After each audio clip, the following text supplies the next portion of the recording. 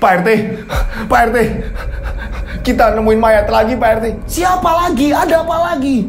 Pak RT, Pak Yoso Pak RT. Pak Yoso? Pak Yoso yang saya suruh ke tempat Bajali? Iya Pak RT, dia meninggal di dekat tambak Pak RT. Pak RT kaget, Pak Yoso meninggal. Assalamualaikum warahmatullahi wabarakatuh. Kembali lagi bersama saya Rian Agus Widodo. Boom. Apa kabar semuanya? Mudah-mudahan kalian dalam keadaan sehat walafiat. Itulah doa saya setiap hari. Boom. Seperti biasa, monggo silakan absen, namanya siapa, kotanya di mana. Dan sekalian saya ini mau mengumumkan ya, terima kasih. Berkat kalian nonton tayangan ini, alhamdulillah akhirnya dengan kalian tidak menyekip iklan, kita kemarin berhasil. Dari hasil semua iklan, sebagian kita bisa menyumbangkan ke anak-anak yatim piatu beserta orang-orang yang membutuhkan, sesama kita yang membutuhkan. Amin ya Allah. Amin ya Allah, amin ya Allah, amin ya Allah. Nah, dengan kalian nonton Raw, sekaligus kalian ini juga ikut berbagi loh. Sumbangan ini bukan hanya atas nama Rian Agus Widodo dan tim, akan tetapi ini juga berkat kalian semua yang sudah nonton. Ketika ada iklan gak di skip, inilah gunanya gitu. Kalau kita yang gak bergerak, lalu siapa lagi yang peduli sesama kita? Ternyata di bawah kita, saudara-saudara kita banyak yang membutuhkan pertolongan kita. Nah, dengan kalian menonton tanpa skip iklan, ini kalian juga ikut menyumbangkan gitu loh. Seperti apa videonya? Inilah videonya.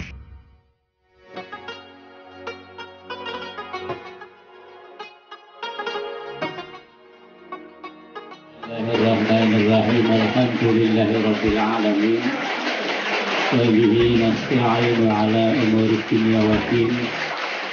Assalatu wassalamu ala asyrafil anbiya wal mursalin.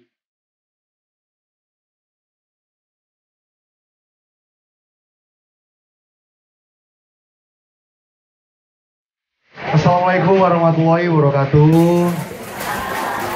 Ini ada acara santunan. Ini nggak cuma atas nama saya, tim dan keluarga, akan tetapi juga atas nama subscriber Rian Agus Widodo. Mudah-mudahan bisa berkah semuanya, buat semuanya berguna.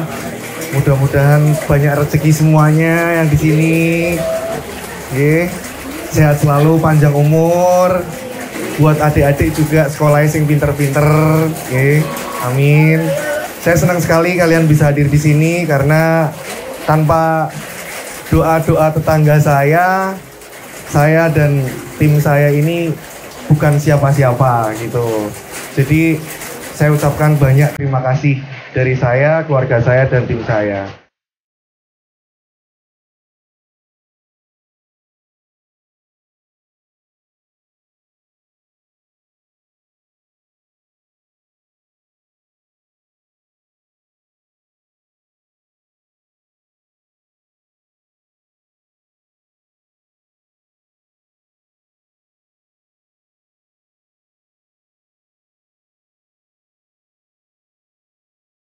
Nah, itulah tadi dokumentasi video dimana kita ini kemarin berbagi gitu loh ya. Tenang, kita tetap masih terus mengadakan. Karena apa? Kita harus tetap berbagi apapun yang terjadi.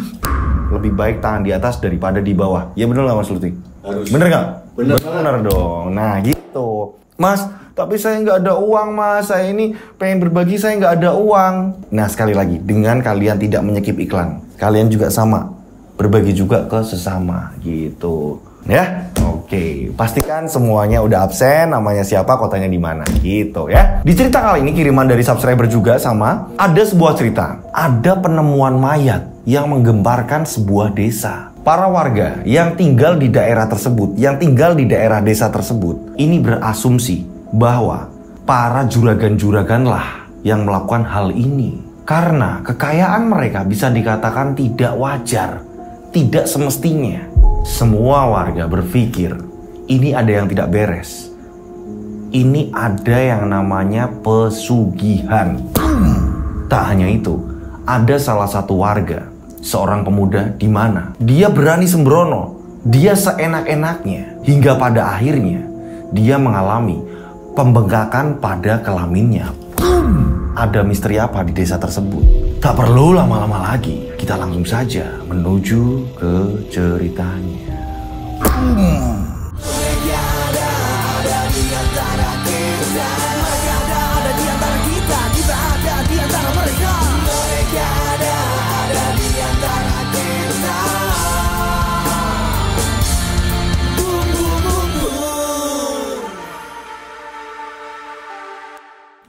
Seperti biasa, nama tempat toko kita samarkan untuk keamanan bersama dan dipastikan cerita ini aman untuk dibawakan. Nah, ada sebuah desa, ini di dekat pesisir pantai, ada tambak di situ, digegerkan. Ada penemuan mayat di salah satu tambak warga. Petugas pun datang, evakuasi segala macem. Petugas pun kebingungan. Karena apa? Warga setempat tidak ada yang terindikasi melakukan pembunuhan tersebut. Mayat tersebut setelah diotopsi segala macam, dia ini kayak mati tenggelam. Ini yang membuat petugas ini kebingungan. Nggak hanya itu, tidak ada sama sekali tanda-tanda kekerasan fisik. Akan tetapi, mata dari si korban, dia ini kayak terbelalak, seolah sebelum meninggal, dia melihat sesuatu hal yang aneh. Nah, di kampung tersebut memang terkenal banyak beberapa juragan kaya di situ. Dua di antaranya yang paling kaya ini ada Pak Haji Bambang dan Pak Haji Impron. Mereka ini selalu bersaing di bisnis persawahan dan pertambakan ikan. Hingga pada suatu ketika, warga-warga ini sepulang dari sawah, sepulang dari mereka bekerja, mereka ini berkumpul di sebuah pos ronda. Dan pos ronda tersebut memang sampingnya ini ada warung, yang dimana mereka ini sering nongkrong di situ. Nggak tua, nggak muda, ini sering banget mereka ini ngumpul di situ. Oh ya, saya lupa. Kejadian ini kisaran tahun 90-an. Jadi kalian bisa menggambarkan di era itu. Nah, pada saat warga ini sedang ngumpul, warga membicarakan soal penemuan mayat yang ada di salah satu tambak yang tidak jauh dari desa mereka. Mereka ini lagi ngobrol nih, debat. Ini kok bisa ya? Kok ada mayat seperti ini? Beberapa tahun yang lalu juga sama. Ini ada apa sebenarnya? Kok aneh? Desa kita bisa seperti ini. Iya mas, bisa seperti ini ya. Iya kang. Kok kayak gini ya kang? Ngeri ya kang. Lagi-lagi didatengin petugas. Satu lagi ada juga nih. Iya kang. Jangan-jangan apa memang orangnya ini bunuh diri ya kang? Ada juga yang seperti itu. Berasumsi masing-masing. Tak lama dari itu, tiba-tiba yang saya bilang tadi, banyaknya juragan. Dua di antara juragan-juragan tersebut ini ada Haji Bambang dan Haji Impron. Pada saat itu, tiba-tiba Haji Impron datang. Gabunglah sama mereka. Haji Impron ini langsung membaur sama mereka. Lagi ngobrolin apa kalian ini? Ini Pak Haji, kok di tempat kita ini kok semakin serem yo? Udah itu, kok ada penemuan mayat lagi? Kayak tahun-tahun sebelumnya. Kalian semuanya, bukan saya ini sok tahu. Kalian tahu nggak? Di desa kita ini kan banyak orang kaya. Kalian ngerti, paham? Iya Pak Haji. Terus Pak Haji, gimana nih Pak Haji? Saya bukan sok keminter. Saya ini bukan sok pinter atau gimana. Kalian pernah nggak kepikiran kalau saya ini melakukan pembunuhan kayak gitu? Kepikiran nggak? Ya enggak lah Pak Haji. Orang Pak Haji ini baik kok orangnya. Pak Haji juga sering yang namanya kalau di tempat mana kita ini juga sering dibayarin. Pak Haji kalau ada orang kesusahan juga ngasih. Nah, kalian semua tahu. Itulah saya. Saya nggak mungkin melakukan hal-hal seperti itu. Nah, di sini nih, kalian mikir nggak? Kalau kejadian ada penemuan mayat, ada warga yang sering melihat penampakan, kalian mikir nggak? Kalau ini ada biang keladinya, kalau ini ada dalangnya. Maksud Pak Haji Impron gimana Pak? Semua orang yang di situ pada ngomong seperti, Pak, lah maksudnya jenengan pripun toh Pak? Pak, lah kok ngono toh Pak? Ada apa toh Pak? Nah, Haji Impron bilang, kalian tahu Haji Bambang? Kalian kenal Haji Bambang? Tahu siapa yang nggak tahu Haji Bambang? Ya Pak, apa hubungannya sama Haji Bambang? Pernah nggak? Dia ini sosial sama warga, dia membantu warga, dia sedekah dengan warga, dia santunan sama warga. Pernah nggak? Nggak Pak. Dia itu kalau punya uang ya wis, dia belikan sawah, dia belikan apa, nyapa-nyapa warga ya secukupnya aja sih Pak. Saya curiga kalau dia melakukan pesugihan dengan menumbalkan orang dan dibunuh, dibuang di tambaknya tanpa ada bekas apapun, termasuk luka-luka. Nah, iya ya Pak. Petugas juga sering kebingungan Pak. Kita juga sering diinterogasi kalau lagi ngumpul-ngumpul. Nah, itu. Saya curiga kalau Haji Bambang itu dia melakukan praktek pesugihan dan menumbalkan warga sini. Bener? Bener Mas? Yo lah Kang. Yo. Koyone yo juga gitu. Lah, iyo, nggih, pripun. Nah, semua pada seperti itu. Saat mereka asik seperti itu, ternyata Haji Bambang juga baru datang ke warung itu. Seru nggak tuh? Saya lanjutin cerita apa pulang Mas Lutfi? Lanjut dong. Oh iya ya, nggak boleh pulang. Saya tadi udah mau pulang gitu kan ya. Kata Mas Lutfi lanjutin. Nah, ya, biar nggak ngantuk gitu ya. Karena kalian tahu nggak nih, ini jam 2:30 dini hari saya tetap syuting buat kalian semua penikmat channel Rian Agus Widodo. Haji Bambang ini ternyata denger. Asik ya ngomongin aku. Aku denger loh. Aku punya telinga. Aku pendengarannya ini masih normal. Kalian asik ngomongin aku. Semua diem. Pak Zimron. Sampean haji juga kan? Tapi kelakuan sampean busuk. Kalau saya ini ya saya lihat yang ada aja sih, Pak Zimron. Sampean udah pernah belum sih yang namanya dihina, dicaci maki dan apa-apa, lagi ngomong seperti itu, tiba-tiba karena udah geram nih ya, Pak Haji Bambang udah geram. Kalian tahu kentongan yang ada di pos ronda ini terbuat dari kayu, tiba-tiba diambil oleh Pak Haji Bambang, diambil cerak. Saat itu juga Pak Haji Imron ini langsung dipukul pakai kentongan. Buang, cuk. Iki sing jenenge kaji. Suka ngomong yang gak jelas. Tiba-tiba Pak Bambang marah, meledak. Di situ semuanya diam. Dipukul lagi, dia mau bangkit, dipukul lagi. Buang. Ayo, mau haji seberapa kamu? Mau haji seberapa kamu? Enak hati kamu ngomong seperti itu.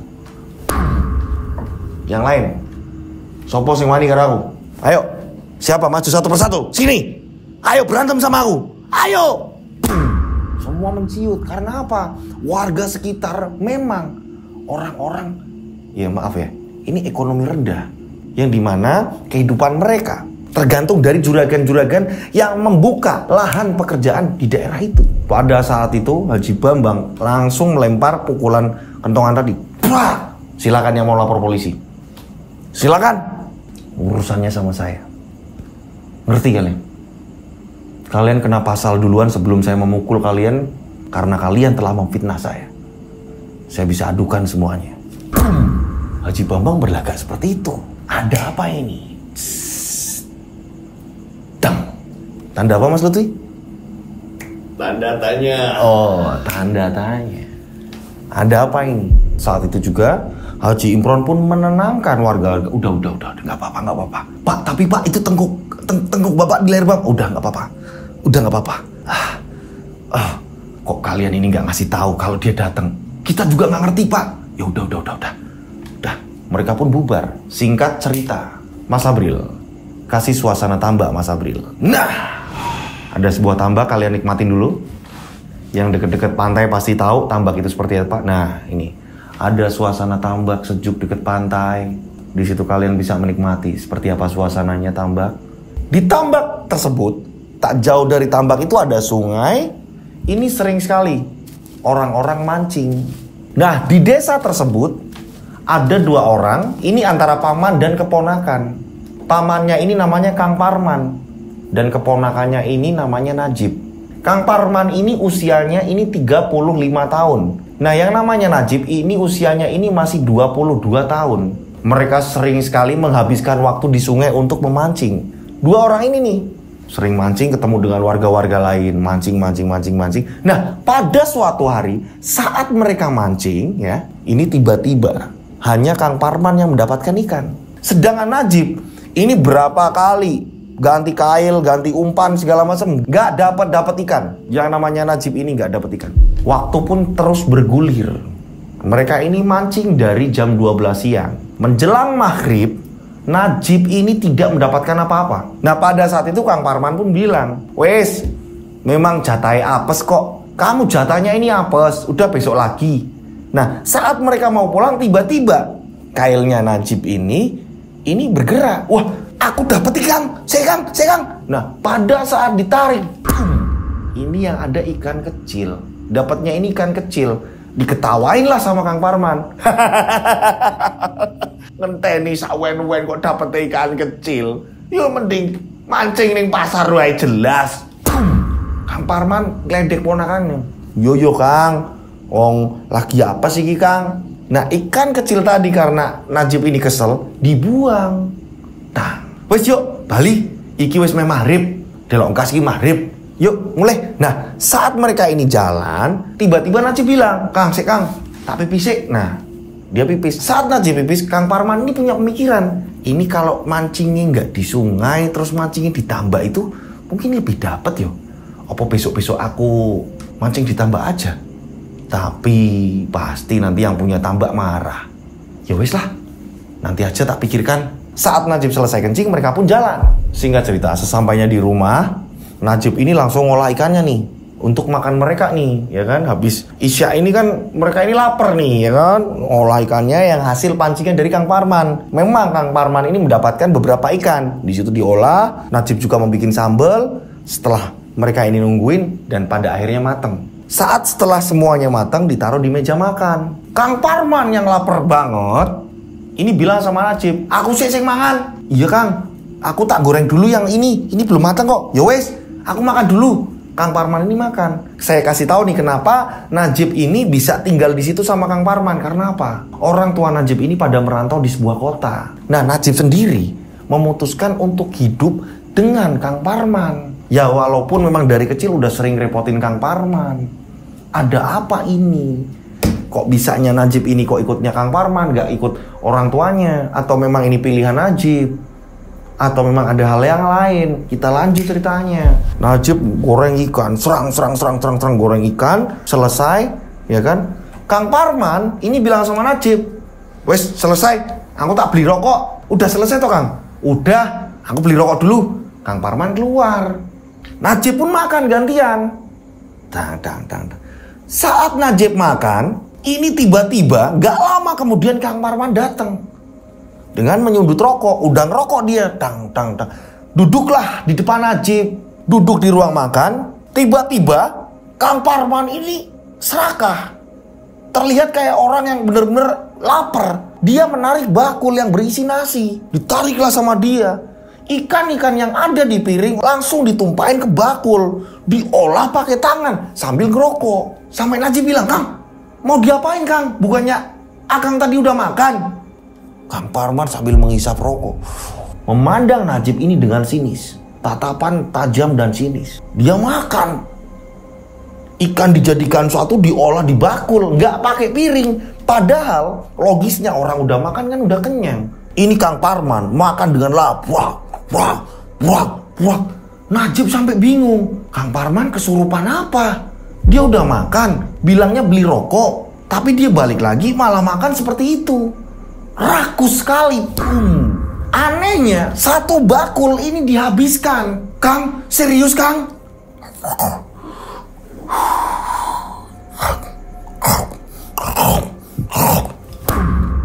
Rakus. Setelah itu, Kang Parman langsung menggeletakkan bakul itu sambil ngerokok, mulut ini penuh dengan nasi. Dia langsung masuk kamar. Wah, ini kayak orang bener-bener nguap, ngantuk, capek yang luar biasa. Kang Parman langsung tidur. Nah saat itu juga Najib ini bingung. Ya ampun, Kang Parman kok kayak gini sih? Tumben-tumbennya dia sesuka hati seperti ini. Najib aja makan belum selesai. Dan gak lama kemudian Najib pun terhenti makannya. Gara-gara ini tiba-tiba Kang Parman datang lagi. Akan tetapi munculnya Kang Parman ini dari pintu depan. Jib, iki rokok, arep ngerokok ra? Kang Parman, opo? Opo? Jib, apa-apaan ini? Kang Parman langsung marah. Kamu makan model apa? Semua berserakan kayak gini. Satu bakul kamu habisin. Emang kita nanti malam kalau bangun terus kita ini gak lapar? Kamu sering kan? Kalau tengah malam kamu ngeluh lapar. Ini kamu habisin semua. Gila kamu. Edan gue le. Kang, bentar Kang. Bukan le. Akang tadi yang ngabisin nasi itu. Aku itu makan ya secukupnya. Ini aku nggak suka. Aku nggak suka dengan caramu yang seperti ini. Makan yo pakai piring, jangan pakai bakul kayak gini, berantakan kayak gini. Bersihin. Aku nggak mau ngerti. Rokoknya nggak usah, kamu nggak usah ngerokok. Kang, tapi Kang, wes nggak usah ngerokok. Diambil lagi. Padahal Kang Parman ini udah sempet jatuhin rokok di meja makan. Ini nanti kamu kalau habis makan ya ini rokoknya, gitu kan. Gara-gara lihat meja makan hancur berantakan, Kang Parman ini langsung mengambil rokok. Udah, nggak lagi lah.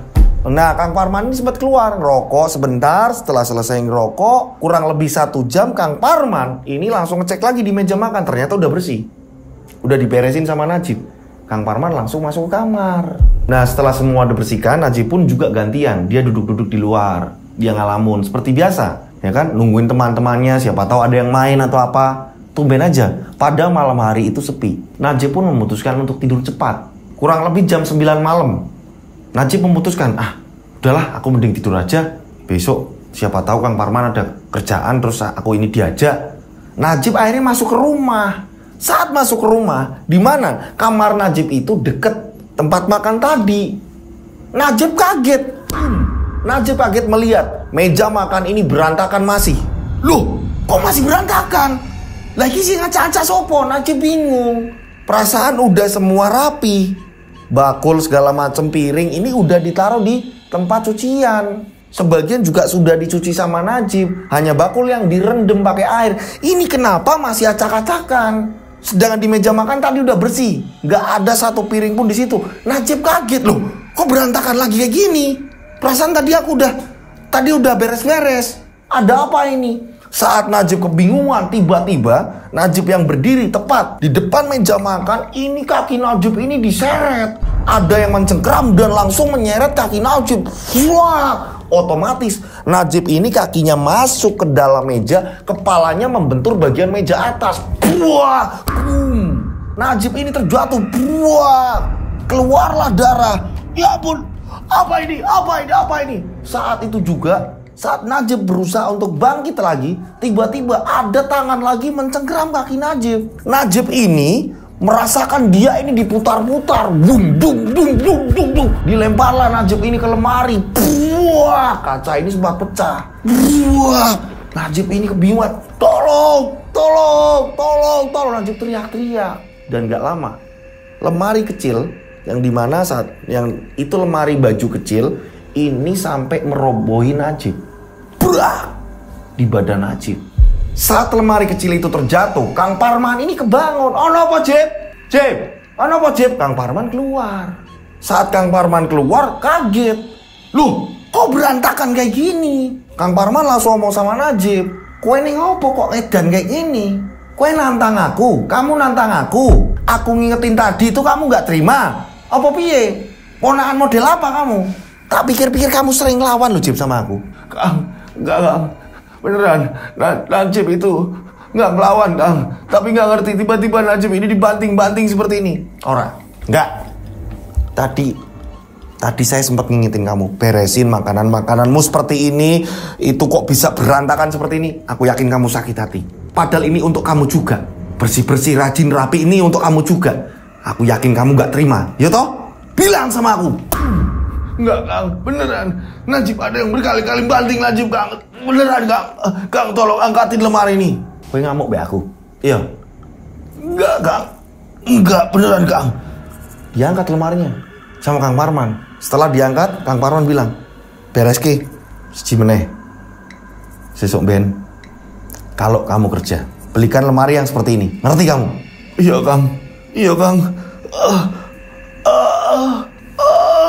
Boyokku, Kang. Kang Parman langsung masuk kamar. Di sini Najib bener-bener bingung. Najib pun akhirnya beres-beres lemari.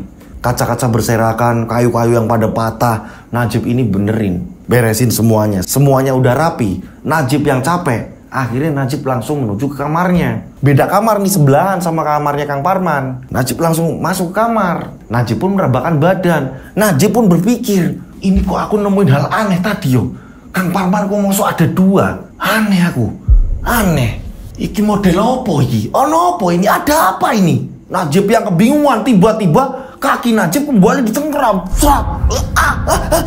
Apa ini? Apa ini? Najib ini dibanting-banting di kasur. Buak, buak.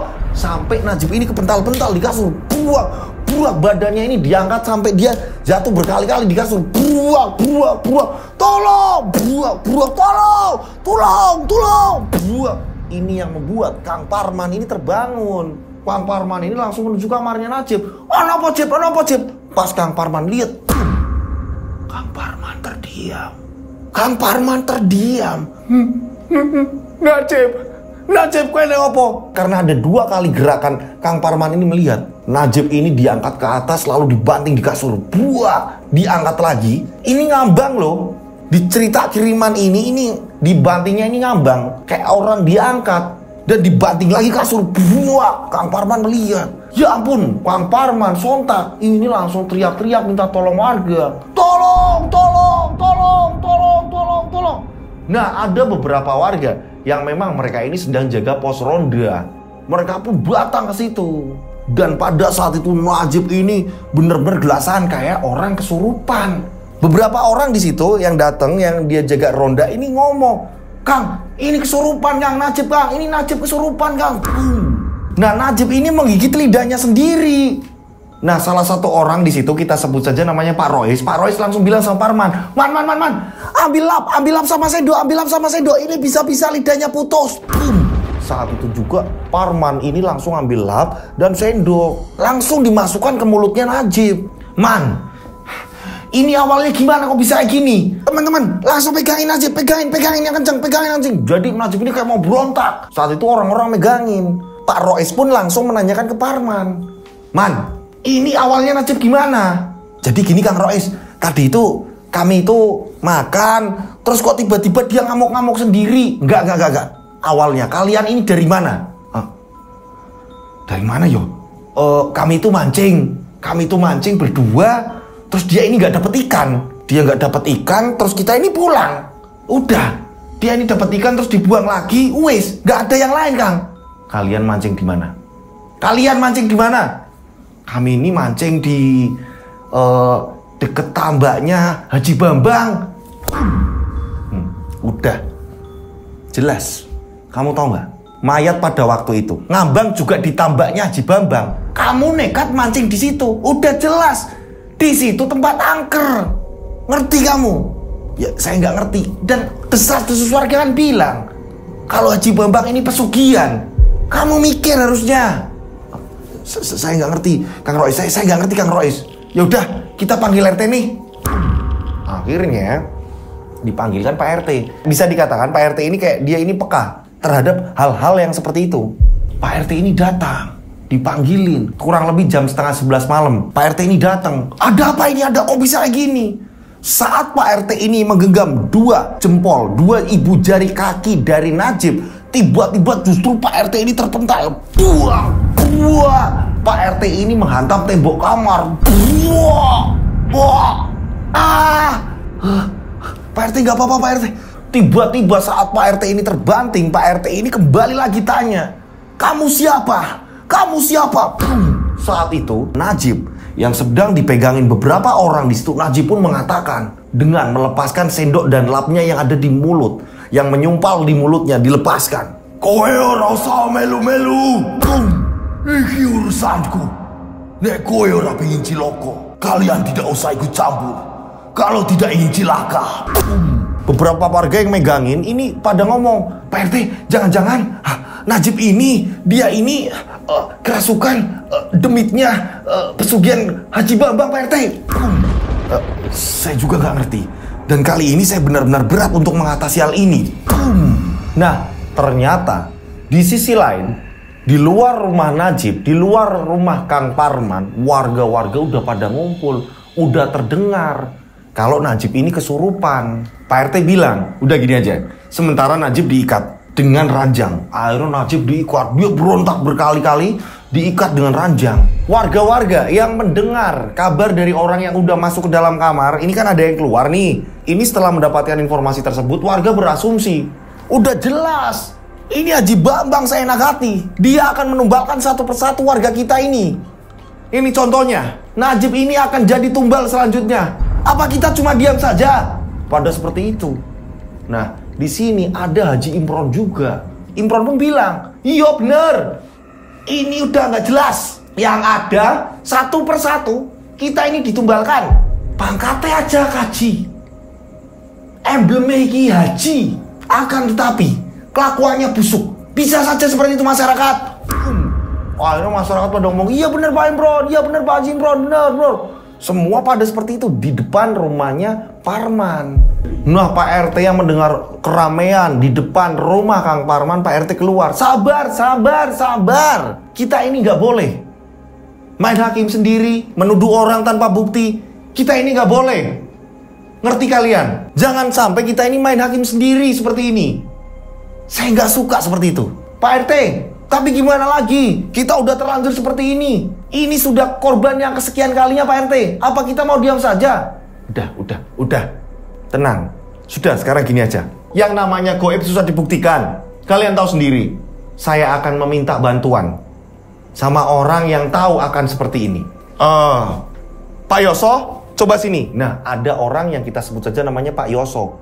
Pak Yoso ini udah agak tua. Usianya ini 55 tahun. Ini di atas Pak RT. Pak RT ini usianya 45. Pak Yoso ini datang. Iya Pak RT, ada apa ya Pak RT? Pak Yoso tahu rumahnya Mbak Jali. Nah, jadi ada sesepuh, bisa dikatakan kayak dukun, ya. Ini namanya Mbak Jali. Akan tetapi dia tinggal memisah dirinya sendiri dengan warga. Dia tinggal jauh dari tempat warga. Ada sebuah perkebunan, dia tinggal di situ sendirian. Nah, Pak RT bilang, Pak Yoso kan tahu Mbak Jali kan?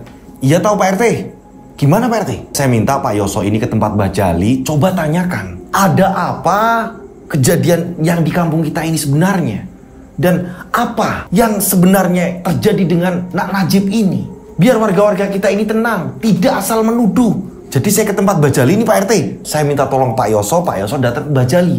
Biar saya ini menangani warga. Ya udah kalau gitu saya langsung ke tempatnya Mbak Jali Pak RT. Akhirnya Pak Yoso tadi ini langsung menggunakan motor bututnya, dia menuju ke rumahnya Mbak Jali. Yang saya sudah gambarkan tadi, dia jauh dari pemukiman dan melewati beberapa banyak sawah dan ada perkebunan-perkebunan di situ. Singkat cerita, 3 jam sudah, Pak Yoso pun tidak pulang. Ada apa ini? Ada apa ini? Sudah 3 jam Pak Yoso ini nggak balik-balik.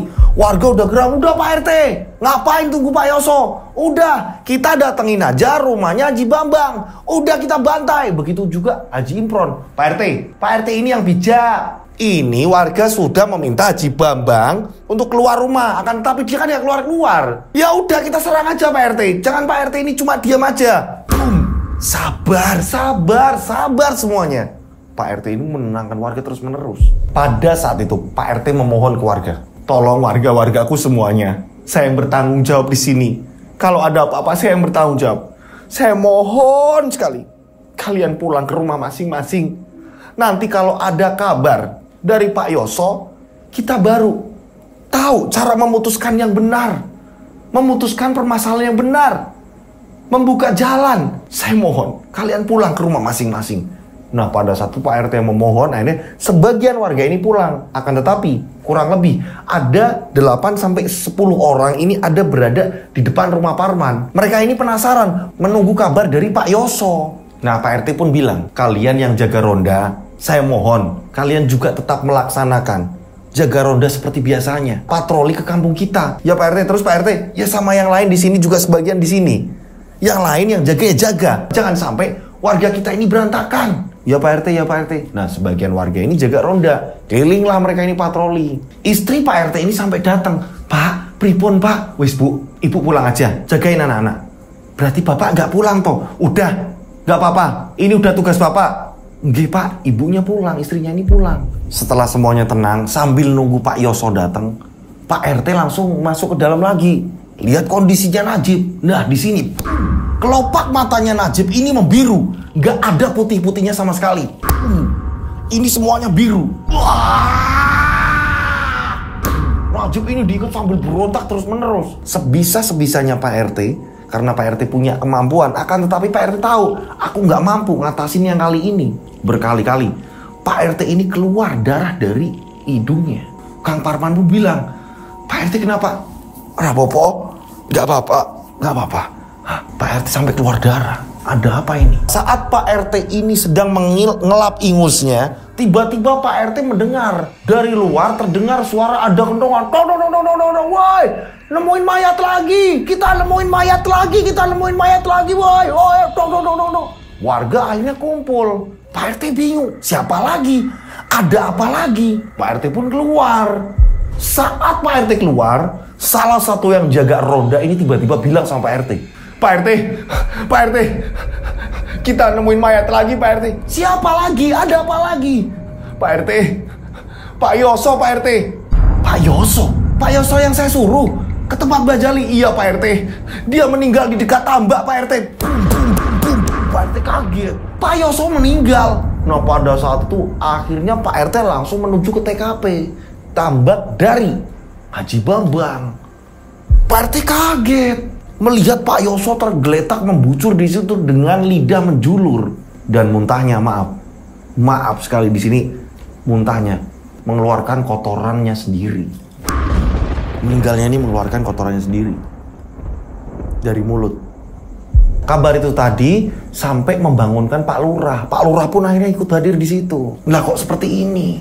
Pak Yoso meninggal, awalnya gimana? Akhirnya Pak RT menceritakan, ini Pak, jadi ada salah satu warga yang kesurupan. Saya minta tolong Pak Yoso. Saya minta tolong Pak Yoso untuk ke tempatnya Mbak Jali. Akan tetapi saya mendengar warga ada yang mengatakan penemuan mayat dan ternyata Pak Yoso. Pak Lurah kaget. Dan di sini dari petugas pun datang langsung mengevakuasi jenazahnya Pak Yoso. Dievakuasilah jenazahnya Pak Yoso ini. Nah pada saat itu warga-warga bilang sama Pak Lurah, Pak Lurah, udah jelas ini semua perbuatan Haji Bambang. Semua orang celaka ini gak jauh dari tambaknya beliau. Udah jelas dia ini ngelakuin pesugihan. Sabar, ditenangkanlah sama Pak Lurah. Pak Lurah ikut turun tangan. Dari pihak petugas juga menenangkan, gak bisa yang namanya hakim sendiri, ya. Nah setelah itu petugas selesai mengevakuasi, petugas pun pergi. Hampir mau subuh nih, sebentar lagi subuh. Saat itu juga Pak Lurah bilang, udah sekarang gini aja, biar saya yang ke tempatnya Pak Haji Bambang, ya. Kalian tidak usah ikut-ikutan. Saya akan menyelesaikannya. Saya coba tanya, nggak boleh main hakim sendiri. Saya akan mengutarakan apa keinginan kalian, tapi saya minta kalian jangan main hakim sendiri.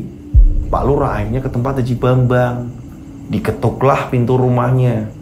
Assalamualaikum, deg. Assalamualaikum Pak, deg. Keluarlah Pak Haji Bambang. Pak Lurah, tumben Pak Lurah menjelang subuh datang ke tempat saya. Maaf nih Pak, saya baru bangun tidur. Ada apa ya Pak? Saya justru yang minta maaf, saya mengganggu istirahatnya panjenengan. Bakar aja rumahnya Pak. Sabar. Warga sudah di depan gerbang, teriak-teriak, bakar aja rumahnya.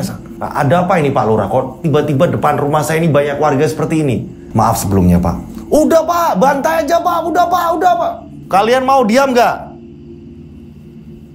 Jadi gini Pak Bambang, warga ini berasumsi sendiri, mereka ini sedikit lah, yang namanya ada sebuah masalah di kampung dan di situ permasalahannya ini soal ada penemuan mayat, terus ada beberapa kejanggalan. Warga ini, ya menurut saya ini bukannya menuduh, akan tetapi lebih pengen tahu sebenarnya Pak Haji Bambang ini ada apa dan melakukan apa agar masyarakat ini tenang. Karena saat ini saya tadi dengar dari Pak RT mengatakan kalau salah satu dari warga kita juga ini sedang kesurupan dan Pak Yoso yang mau memanggilkan orang pintar untuk memanggilkan Pak Jali, justru malah Pak Yoso ini meninggal. Maksud Pak Lurah apa Pak Lurah? Menuduh saya melakoni apa gitu? Bukan menuduh. Jadi biar warga tenang aja. Karena asumsi selama ini kan dari warga seperti itu. Saya sebenarnya nggak enak hati untuk ucap seperti ini. Saya nggak enak hati. Akan tetapi saya tidak bisa membendung keinginan warga ingin mengetahui Pak Bambang itu seperti apa. Itu saja Pak Bambang. Saya mohon jangan tersinggung. Oh gitu. Jadi para warga sini ini menuduh saya ini pesugihan gitu. Iya. Wah, nggak lama kemudian tiba-tiba Haji Imron ini langsung teriak, "Ya, seperti itu. Udah jelas, saya sama-sama haji kok. Tapi saya ini haji yang benar, nggak kayak kamu. Wah, warga tambah rame. Pak Lurah langsung keluar lagi, langsung ngomong sama mereka. Mau masalah selesai apa saya pulang? Apa ini semua diurus sama pihak yang berwajib dan saya ini angkat tangan? Iya, kayak gitu. Biar warga di sini berurusan dengan hukum semuanya. Iya. Diam semuanya mereka. Makanya, sebentar, saya selesaikan dengan cara yang tenang, dengan cara yang nggak seperti ini. Ngerti kalian? Nah, pada saat itu beberapa warga dipanggil sama Pak Lurah. Sini kamu. Siapa kamu namanya? Sini. Kamu juga sekalian sini. Ada 2 warga yang dipanggil Pak Lurah. Pak Bambang, nuwun sewu nih Pak Bambang. Biar warga ini tenang, mohon izin Pak Bambang. Apa Pak Lurah? Mau geledah rumah saya? Silakan. Silakan geledah. Ini mau jelang subuh tapi bikin gara-gara ya. Ganggu orang istirahat. Iya, maaf Pak Bambang. Ya Pak Lurah harusnya bijak lah Pak Lurah. Tahu aturan, harusnya besok pagi. Pak Bambang bukan begitu Pak Bambang. Saya juga harus bijaksana. Kemauan warga ini lebih besar. Saya nggak bisa membendung mereka. Jadi saya mohon kerjasamanya Pak Bambang. Pak Bambang memperbolehkan. Singkat cerita, 2 orang tadi geledah rumahnya Pak Bambang. Sampai keluarganya ini pada bangun. Tidak menemukan kejanggalan apapun. Hal mistis apa-apa yang ada di ruangan-ruangan. Semuanya ini nggak ada apa-apa. Pak Lurah, aman kok Pak Lurah. Nggak ada yang mencurigakan atau apa. Dengar. Pak Lurah harusnya bisa dengar. Apa kata mereka ini? Ya udah, kalau gitu saya bisa memutuskan bahwa Pak Bambang ini tidak bersalah.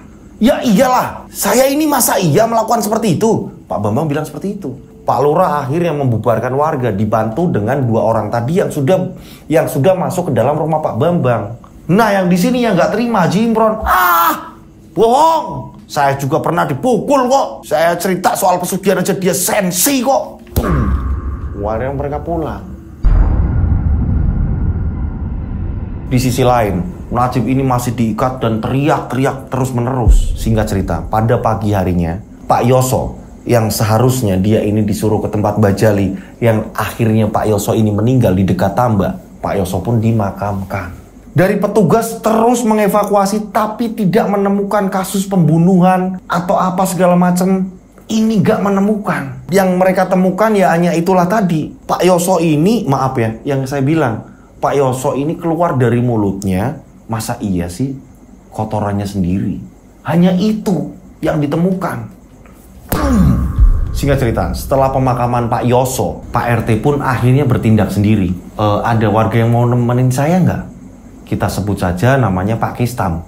Pak Kistam bilang, ya udah Pak RT saya temenin Pak RT. Pak RT mau ke tempat siapa? Saya mau ke tempatnya Mbak Jali. Kita semua kan setiap ada apa-apa, kalau kita ini mau ada acara, hajatan segala macam, kita kan sering ke tempat Mbak Jali.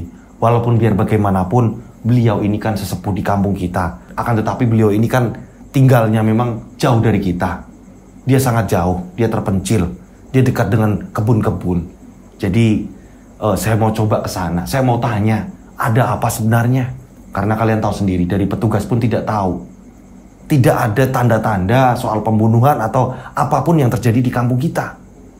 Jadi saya coba ke sana. Nah, pada akhirnya Pak RT ditemani Pak Kistam menuju ke tempatnya Mbah Jali yang memang harus melewati perkebunan sawah. Di situ juga banyak ilalang segala macam. Siang-siang ini setelah pemakaman Pak Yoso, dan Najib juga belum sadar. Pada saat itu memang arah jalan ke tempat Mbah Jali ini harus melewati jalanan yang dekat dengan tambaknya Haji Bambang, tambak ikan. Pak RT naik motor boncengan sama Pak Kistam. Tiba-tiba setelah melewati tambaknya Pak Haji Bambang, pandangan Pak RT ini kabur. Nah, Pak Kistam pun bilang, Pak RT ada apa Pak RT? Pak Kistam, saya tidak melihat jalan Pak. Pak RT awas Pak RT. Tiba-tiba Pak RT menabrak pohon. Wah, ya ampun. Pak RT kenapa? Saya nggak ngerti, tiba-tiba pandangan saya buram. Ya udah Pak RT, biar saya yang belakang. Sebentar Pak Kistam, sebentar. Pak RT pun berdoa. Pak RT berdoa sesaat dan akhirnya Pak Kistam pun yang di depan dengan menggunakan motornya Pak RT. Pak RT berdoa sambil membonceng Pak Kistam. Singkat cerita, hingga pada akhirnya mereka sampailah ke tempatnya Mbah Jali. Akhirnya ketemulah sama Mbah Jali. Pada saat itu Mbah Jali bilang, aku juga ono firasat sing ora penak. Ya wes, Ayo Le, ayo. Karena memang buru-buru, Pak Kestam pun yang mengalah. Pak RT gini aja, Pak RT masih kuat, apa mending saya? Gak usah, biar saya boncengin Mbak Jali. Akhirnya Pak Kestam itu di situ, di rumahnya Mbak Jali, sama istrinya Mbak Jali. Mbak Jali dibawa Pak RT menuju ke rumahnya Kang Parman. Akan tetapi, saat melewati tambak itu, Mbak Jali pun sempat berhenti. Pada saat itu Pak RT bilang, Mbak Jali, tadi tak jauh dari sini, saya sempat buram pandangan saya. Mbak Jali pun meminta untuk berhenti. Ini loh Mbak Jali, itu tambaknya Pak Bambang, dan disinilah area di mana Pak Yoso semalam ini meninggal. Dilihatlah sama Mbak Jali. Ayo wes, kita mau kemana lagi nih? Kita ke tempatnya Parman Mbak Jali. Soalnya ponakannya ini dia ngalamin kesurupan. Ini yang menggegerkan warga, yang berasumsi akhirnya menyudutkan Pak Haji Bambang pelaku ini semua. Ya udah, yuk kita ke sana. Akhirnya Mbak Jali pun diajak ke tempatnya Kang Parman. Sesampainya di depan rumah Parman, ternyata beberapa warga juga ada pada di situ. Mbak Jali, ayo bongkar semua ini Mbak Jali. Kami memohon sama Mbak Jali. Ayo Mbak Jali, bantu warga sini Mbak Jali. Iya sabar, aku pengen ngerti sih masalahnya. Nah akhirnya Mbak Jali masuk. Pada saat Mbak Jali dan Pak RT masuk, ini langsung masuk kamar Najib. Mereka berdua kaget. Parman udah nangis. Dan begitu juga warga-warga yang lain juga kebingungan. Kebingungan karena apa? Ternyata di sini Najib mengalami sakit yang luar biasa. Tangan kiri kanannya diikat, kaki kiri kanannya diikat. Akan tetapi, maaf, di bagian kelaminnya Najib ini membengkak besar. Ini ujung kelaminnya Najib ini membengkak besar, memerah. Kok iso kayak yang ini? Ada apa ya ini? Mbak Jali sampai bingung. Tak lama kemudian Mbak Jali ini minta air beserta garam. Saat itu juga Mbak Jali ini ritual. Dan Mbak Jali ini mempunyai tas kecil yang terbuat dari bahan karung goni. Di situ dia kayak ada beberapa minyak di situ, ya. Ada rajahan-rajahan apa di situ. Mbak Jali pun berritual. Di kamar Najib juga ada beberapa orang, termasuk Kang Parman, begitu juga Pak RT. Dan Pak Lurah ini juga dipanggil untuk mengatasi warga. Pada saat itu Mbak Jali yang sedang ritual, tiba-tiba dia muntah. Saat muntah, Mbak Jali langsung memegang kaki dari Najib. Saat memegang, dia satukan kakinya, ya. Dia satukan kakinya. Orang-orang yang tadi barusan memegang kakinya disuruh lepas. Dipersatukan kakinya Najib. Saat itu juga Mbak Jali justru malah mencium kakinya Najib. Sedangkan usianya Mbak Jali ini udah tua banget. Najib ini kan masih muda. Usianya ini 20 tahunan, ya kan?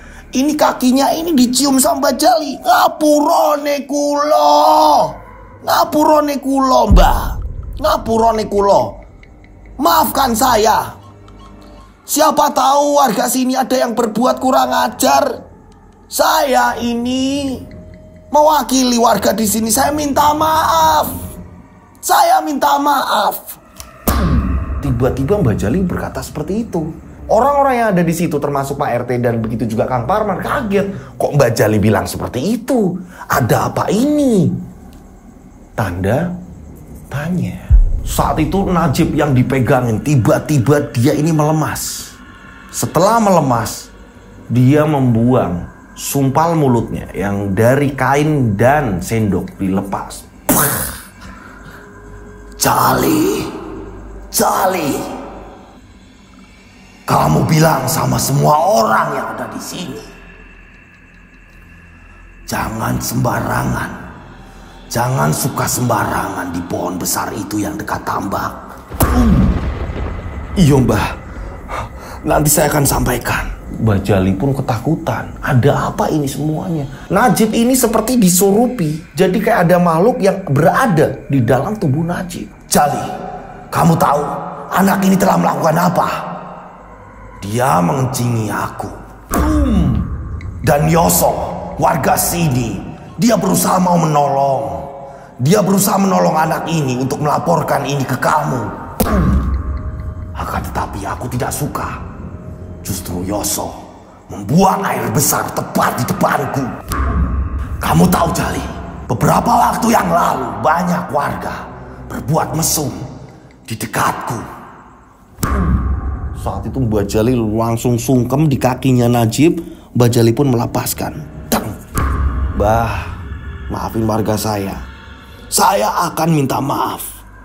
Saya akan minta maaf atas nama warga di sini. Bajali mengutarakan hal itu, meminta maaf kepada makhluk yang merasuki di tubuh Najib. Semua sudah jelas akhirnya. Parman langsung bicara. Saya ingat, ini berarti bukan permasalahan soal pesugihan. Parman tiba-tiba bilang seperti itu. Pak RT bilang, maksud Kang Parman gimana? Ya saya ingat, saat itu saya ini kan ngomong sama Najib, ayo Jib kita pulang. Nah, saat itu Najib ini malah sempat kencing duluan sebelum saya ini pulang bersama Najib. Najib itu sempat berhenti dan dia ini kencing. Kita flashback sebentar. Kalian ingat gak? Dengan flashback ini, Mas Abril coba putarkan. Nah, wes yuk, balik. Iki wes maghrib. Delok engkas iki maghrib. Yuk, mulai. Nah, saat mereka ini jalan, tiba-tiba Najib bilang, Kang, tak pipis sik. Nah, dia pipis. Saat Najib pipis, Kang Parman ini punya pemikiran. Ini kalau mancingnya nggak di sungai, terus mancingnya ditambak itu, mungkin lebih dapat yo. Apa besok-besok aku mancing ditambak aja? Tapi pasti nanti yang punya tambak marah. Ya wis lah, nanti aja tak pikirkan. Saat Najib selesai kencing, mereka pun jalan. Najib kencing di pohon. Dan ternyata di dekat tambak itu ada pohon besar yang tua. Pohon itu kalau dibandingkan kampung itu lebih tua pohon itu ketimbang kampungnya. Pada saat itu belum menjadi kampung, tapi pohon itu sudah ada. Najib ini saat diajak Kang Parman, Najib ini malah kencing. Kang Parman ini malah punya pemikiran yang jahat. Akan tetapi itu baru pemikiran, belum dilakukan. Nah, kalau Najib ini udah kencing. Kalau Pak Kang Parman kan, wah apa aku mancing aja di tambaknya Haji Bambang. Hanya seperti itu. Akan tetapi kalau Najib udah ngencingin pohon itu. Soal kematian warga yang pernah di situ, di tambak itu, ini tidak ada hubungannya soal pesugihan. Tidak ada. Yang jelas, banyak warga yang menyalahgunakan tempat-tempat yang jarang dijamah manusia, yang jarang dijamah orang, ini untuk melakukan perbuatan yang maksiat, seperti mesum. Inilah penunggu tidak terima. Untuk Nak Najib ini, dia ini kesurupan makhluk penunggu sebelum desa ini lahir. Pak RT jadi tahu. Oh, nah warga yang menyaksikan di situ juga, warga akhirnya ngerti. Oh, ini bukan ulahnya Haji Bambang. Kita selama ini asumsinya salah. Karena memang Najib ini mengencingi pohon besar itu. Dan sering sekali tempat itu dibuat mesum. Karena apa? Jauh dari listrik, ya. Listrik nggak sampai di situ, ya. Tempat itu sering buat mesum. Penunggu tidak terima. Itu yang membuat orang yang berbuat usil atau orang yang berbuat maksiat ini meninggal di situ. Nah, saat itu Mbak Jali pun sejenak diam, kurang lebih 1 menit. Mbak Jali diam, tiba-tiba Mbak Jali ini nangis. Ini penunggu. Ini keramat. Pohon itu butuh dihormati. Tidak disembah, tapi butuh dihormati. Yoso itu mungkin kematiannya sebelum ke tempat saya. Saat disuruh Pak RT, dia buang air besar di situ. Najib akhirnya perlahan-lahan dia lemes, dia tertidur. Ini siapa? Saudaranya Najib ini? Saudaranya Najib? Saya Mbah, saya Parman Mbah. Oleskan minyak ini nak di kelaminnya. Ya, di kelaminnya dioleskan. Setiap sore, ba'da asar, dioleskan di kelaminnya. Dan nanti kalau sudah mendingan, dia bisa jalan. Minta maaf sama alam.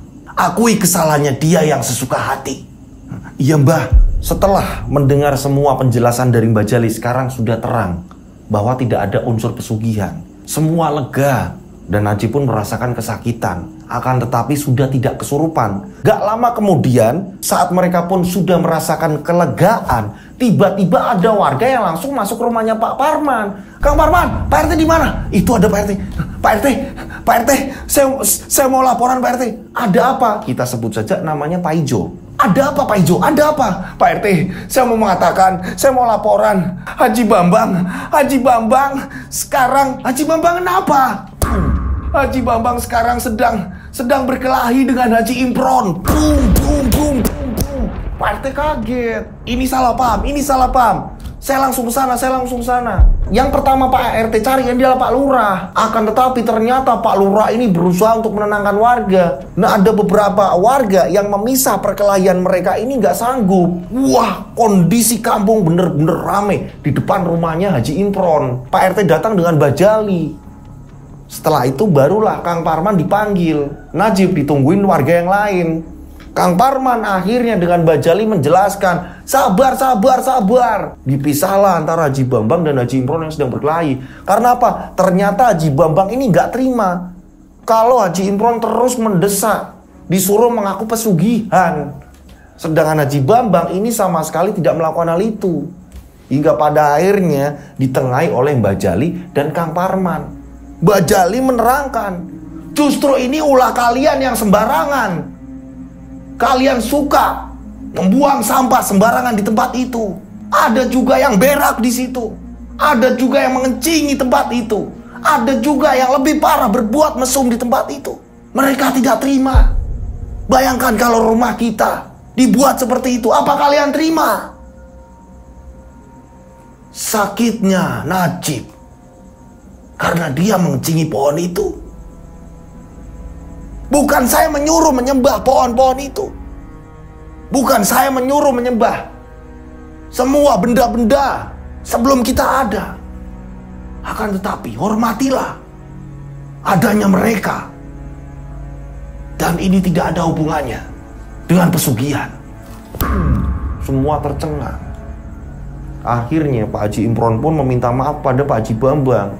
Meminta maaf saat itu. Minta maaf Ci. Iya Ci, ora apa-apa Ci, aku juga salah. Iya Ci, minta maaf saling. Nah, akhirnya pesan Bajali ke Pak Lurah menyampaikan warga harus merawat kebun itu, tambak itu, dan Bajali pun bilang, beri penerangan tempat itu. Biar orang-orang tidak berbuat mesum di tempat itu. Karena apa? Yang era sekarang aja sering melihat ya, di tempat-tempat yang sepi, menuju ke sungai atau menuju kemana, menuju ke laut atau menuju ke tempat wisata, sering sekali ya Mas Lutfi ya. Iya. Banyak anak-anak muda yang mesum sembarangan segala macam. Bayangkan saja, kalau rumah kita dibuat seperti itu, apakah kita akan terima? Nah, ini sama. Ternyata alam juga tidak menerima. Ini yang terjadi kepada Najib. Maaf, ini kelaminnya bengkak. Mungkin, ya, ini nggak hanya Najib. Pada saat kisah itu terjadi, ini mungkin di sisi lain, mungkin di luar-luar yang sudah berbuat di situ mesum atau apa segala macam, mungkin merasakan hal yang sama. Akan tetapi di sini yang geger ini di kampungnya Najib, di kampungnya Kang Parman. Singkat cerita, akhirnya warga berbondong-bondong di situ membersihkan dan memasang lampu, memasang listrik di situ. Di keterangan cerita ini, jadi Yoso yang disuruh Pak RT ke tempat Bajali, dia ini mungkin udah kesal sama Haji Bambang nih, ya kan? Pak Yoso ini buru-buru pengen mengatasinya dengan menawarkan diri untuk memanggil Bajali. Akan tetapi ketika menuju ke tempat Bajali ini kan harus melewati tambak dan pohon tua itu. Nah, disinilah dia buang air besar dulu di situ.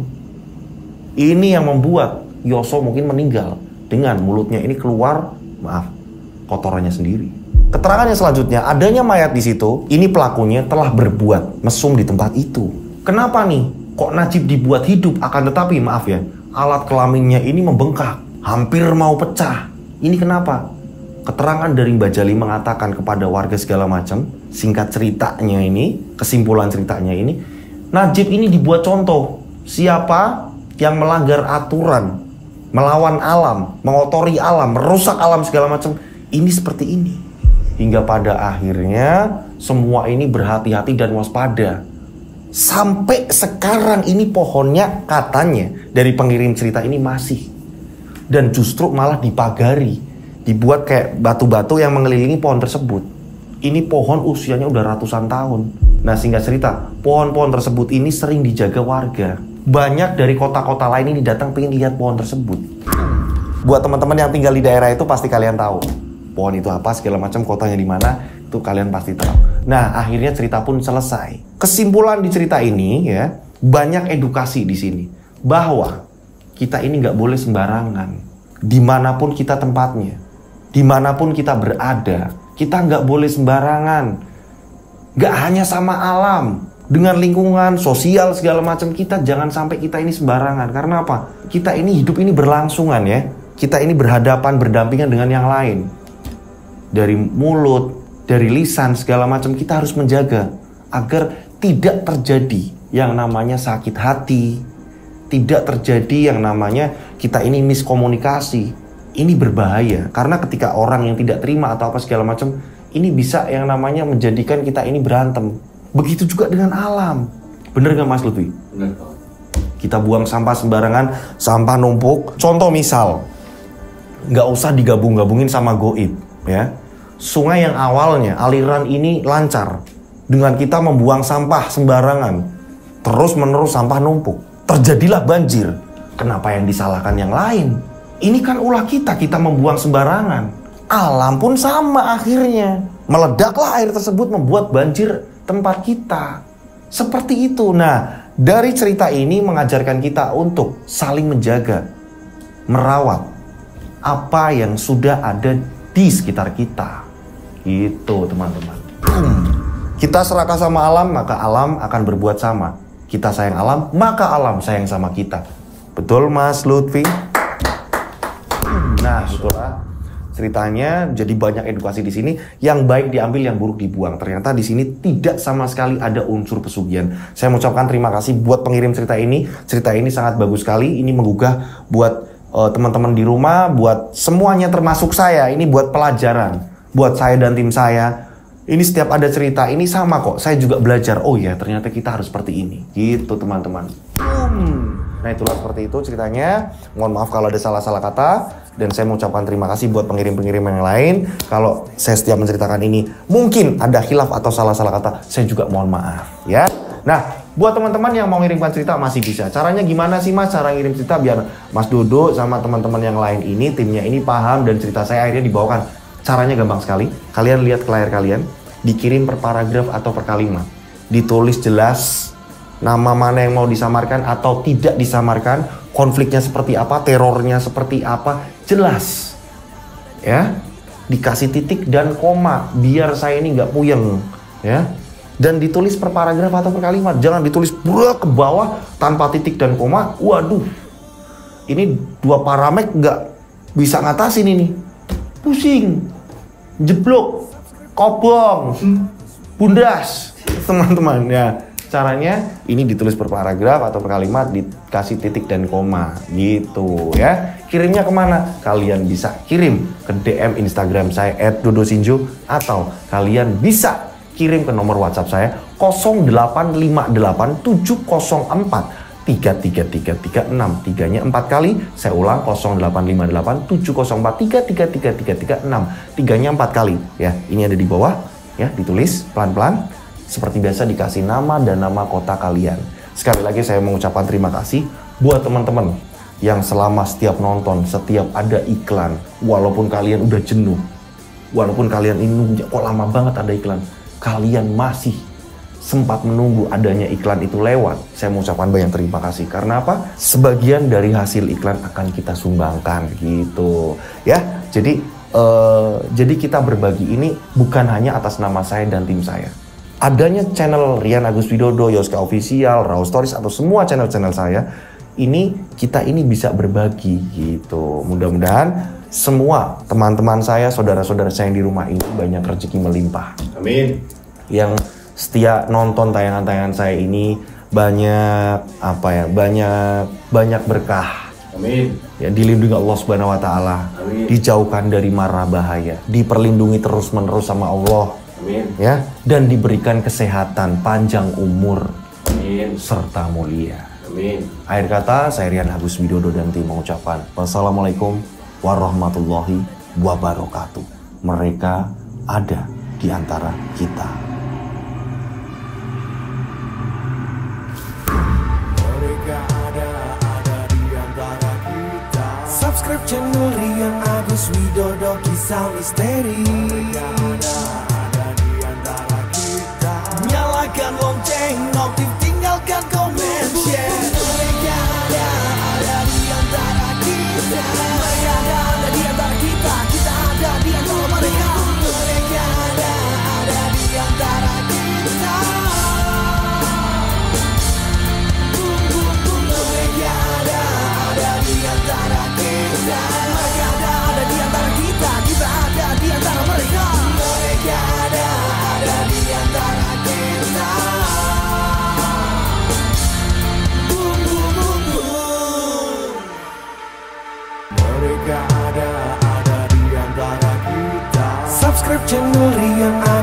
Widodo kisah misteri. Ada di antara kita. Nyalakan lonceng, notif, tinggalkan komen, share.